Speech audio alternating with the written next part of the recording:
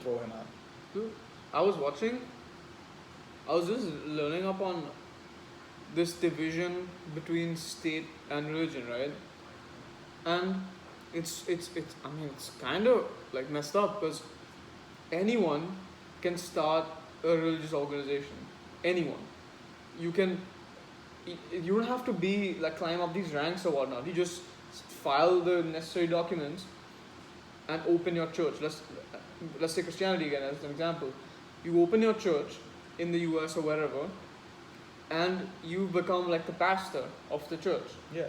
and you get people to come basically by marketing. You have you have to sell yourself to get them in the door, and once you're in the door, you have to basically just be a very good motivational speaker. It's funny you should mention that because, I mean, first of all, tax evasion through creating fake churches, it's a thing. Yeah. Because religious organizations don't pay for taxes. But going to the motivator, like, you just have to be, like you said, you have to be essentially an exceptional public speaker. Yeah, and you have to just evoke emotion. Yeah, exactly. And it's fun because that class that I was telling you about, my professor is he's a priest, and oh my god, he's such a good speaker. Yeah. He's such a good speaker. Like, dude, we're talking about things that some of them I already know from before. Most of it I don't care, but I still listen to him because he's so interesting to just Listen sit to it, yeah. and listen to, and he'll throw in things that everybody can get behind, maybe a little controversial here and there, Yeah. just enough to keep you interested. Yeah. And that's just a good speaker. And dude, he's the priest of Tom Hanks. Tom Hanks goes to him for advice. He's a celebrity priest. He's a celebrity. That the best public speakers become either politicians or priests. Yeah. No, or motivation speakers. Or motivation. I mean, that's newer, but yeah, essentially. And dude, it's like I said, it's really messed up because, like you mentioned, the tax breaks, right? They collect once they get people in the door and evoke the necessary emotions. There are many people who are like purposeless in life and empty because of several tragedies that they've gone through or whatever the reasons may be. They're just lost in life and purposeless, and this makes them feel fulfilled in the moment, and which naturally makes them keep on coming through the door, and they develop a connection naturally because giving someone their purpose is a pretty big deal. Like it's a concept that you can't understand unless you've actually experienced it. Yeah. And once that happens, like I said, it gives massive power to, in this case, the pastor, who now is like naturally preaching for donations, because like at least back in the day, when I say I mean pre-internet days, there were like, I mean, I'm pretty sure right now also, but they were explicitly saying that don't use your money for like hospital surgery if you're physically ill. Give it to God, because apparently you can like confirm if this is true or false, but there's like this phrase or this saying in the Bible which says God gives you back the proportion to which you give him. Yeah. So like something like that. Under that pretense, they say they obviously with their beautiful speaking, they convince you to give the limited money you have to. This was in fact the exact words that one of the video clips showed the pastor saying. You have $1,000. You're anyway not gonna buy the house in that much. Might as well give it to God. And what these pastors are doing, since they have tax breaks, they're buying fat mansions. And because of the way the legislature is written, the more expensive your house is, the more tax break you get. So it's actually they're incentivized to burn money. Just to give a little context to that, this thing that you're saying, I mean, it happens in every single monotheistic, it happens in every single Christian religion, but it happens especially in this Protestant religions because you know how they're secular and there's 150 something or more which is like, have you heard of Baptist, Evangelical? I've heard of that. I have no idea what they Yeah, are. so they're basically pockets that say, they said back in the day when I think it was Reverend Calvin, Yeah. whatever, he said no, because the Catholic Church was being oppressive. So he divided them and they became Protestants. And Protestant fragmented into very many religions. And not religions, churches. Mm. And it's an ongoing stereotype, if you will, that this, I mean, it's not a secret that this type of religious belief is more abundant in places that are lower on the socioeconomic scale. Mm. So you'll see it in places like South LA. You'll see a bunch of Baptist, Evangelical, and many more other names, and you can just make one up if you want. Yeah. And the funny thing is that they'll advertise in their sign, they'll put the name of the priest, the pastor. Mm. And so the pastor is the brand, not the Yeah, religion. It's a yeah. pastor. He's the brand. And I mean, it's an ongoing stereotype that these pastors, they say exactly what you're talking about. Oh, give your money to God. You want to spend your money on a car? No, don't do that. Give it to God. He'll take you wherever you need to be. Yeah, Stuff like that. And I mean, this is not a fact, but people who are dealt bad cards in life tend to accept things. They tend to swallow things whole. Yeah, because anything that's that's going back to what I mentioned before. Something that gives you purpose Yeah. is a very difficult thing to conceptualize, but once you understand it, you understand the power it holds. Yeah, exactly. You can convince anyone to do anything. Exactly. And I don't mean that by in any exaggeration. Literally, you can convince anyone to do anything, and the Crusades are an example of that. Exactly. And yeah, I lost my train of thought, but where I was going with this is, back home I had this friend who was in one of these Protestant religions, and they had this thing, I don't know what the word in English is, but in Spanish it's called diezmo. Diezmo. Diezmo. Yeah. Okay. And what it basically entailed was that in order to be part of the church that he was part of, you have to give 10% of all your earnings to the church. 10% Yeah.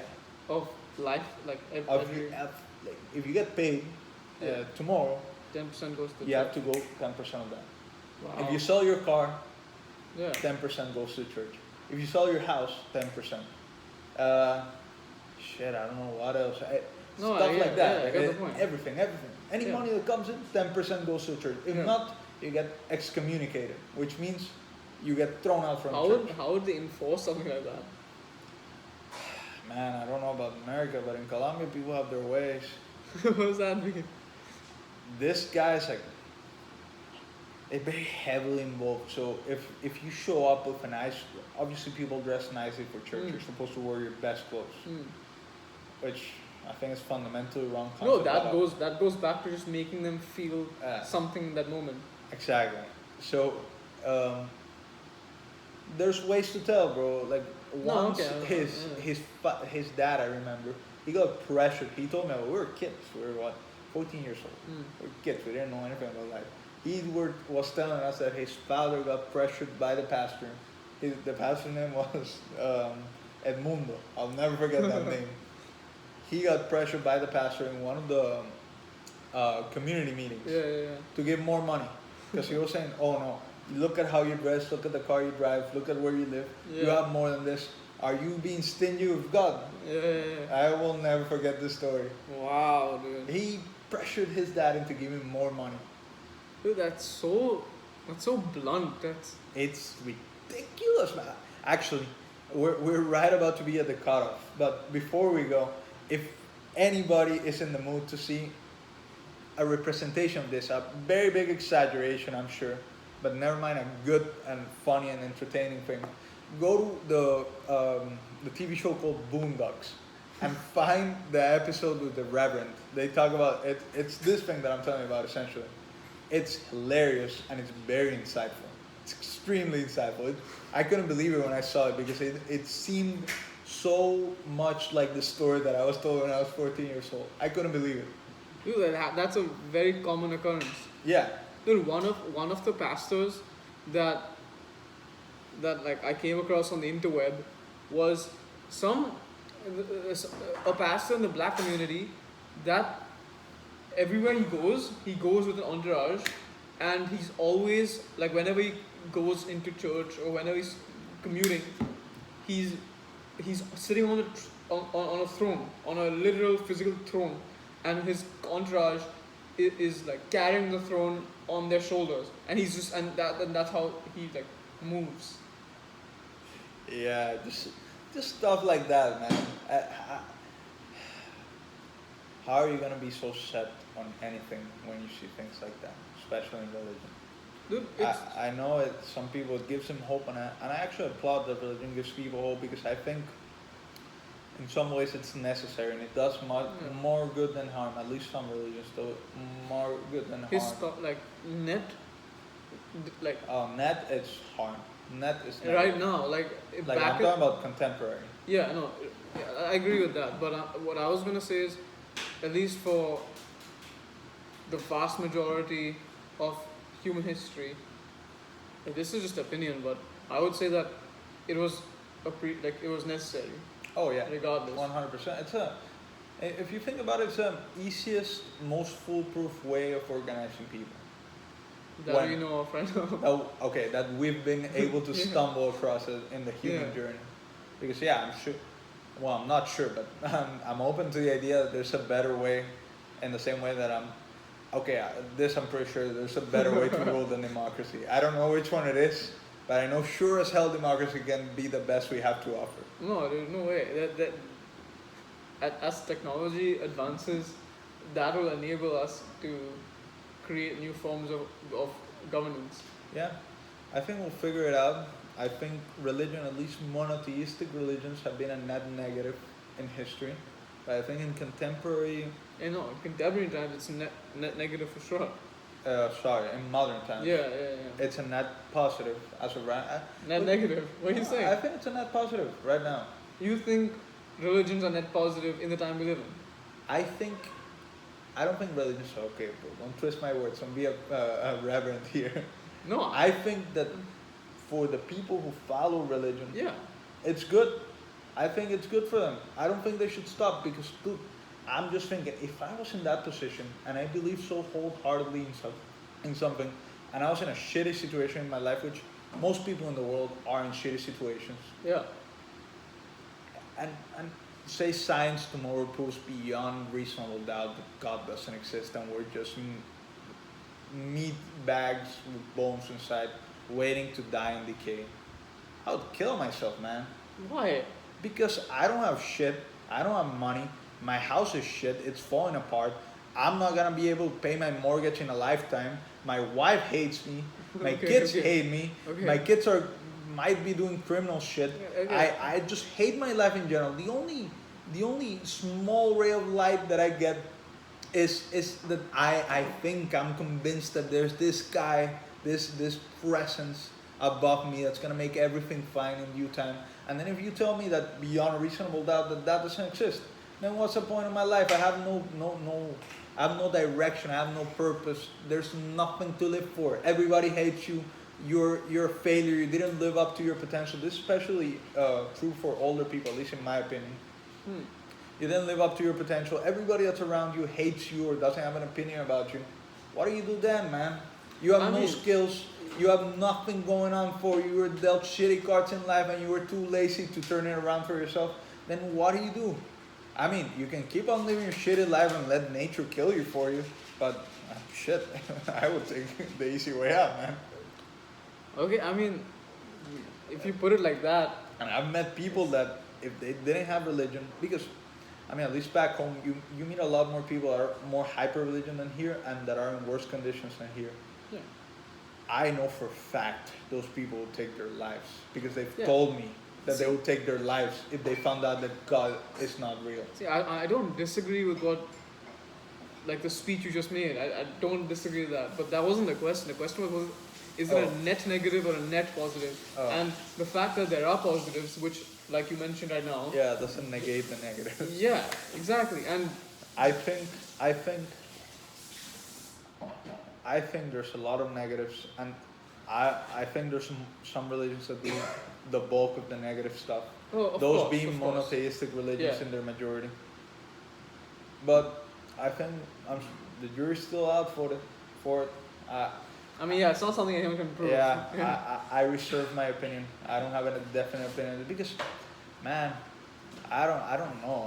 I'm sure India's a similar way. Actually, you can't eat beef in India. That just goes to show you, if religion was taken out of the equation overnight, society would collapse in many ways. Oh no, yeah, no. I don't get me wrong. I'm not arguing for the eradication of religion because I'm still a believer that society to function needs a social blanket, and if we eradicate religion, we need another one that can take its place immediately, which we don't have. So until that we don't get one, let's keep religion. Let's see how far that gets us. I think that's a good place to end. Let's Yeah. see how far we get with this one. Yeah.